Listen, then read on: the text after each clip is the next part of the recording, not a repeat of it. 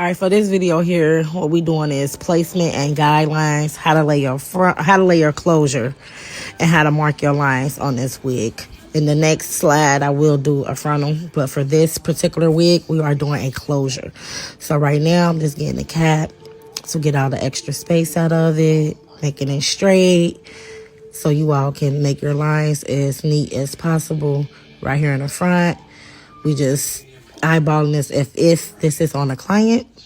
So right now we about to place this closure down. You don't want to bring it down too far, but just enough for cutting room and sizing on your client.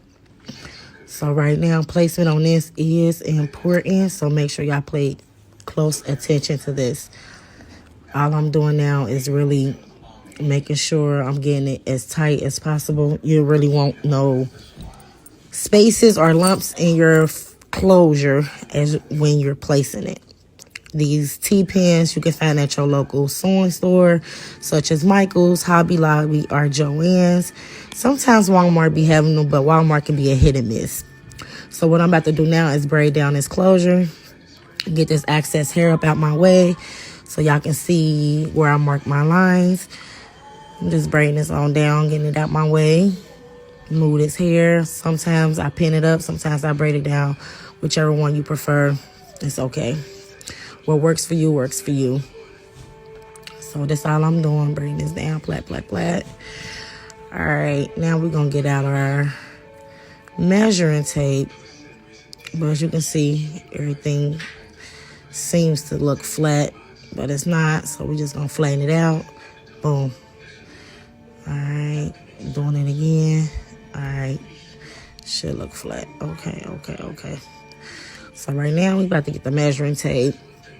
This measuring tape is good from my beginner-friendly wig makers. All right, it's not really right down the middle of the cap or the head, the mannequin head, but you get the picture, you get the concept.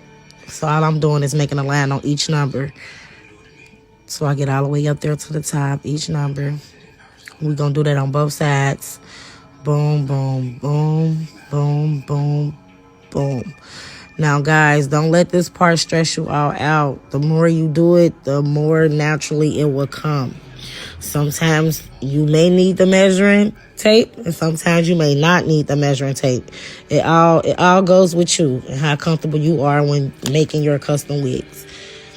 All right, so now we're about to get our lines down packed. Once we make these lines, you're going to be able to see at the end how that is.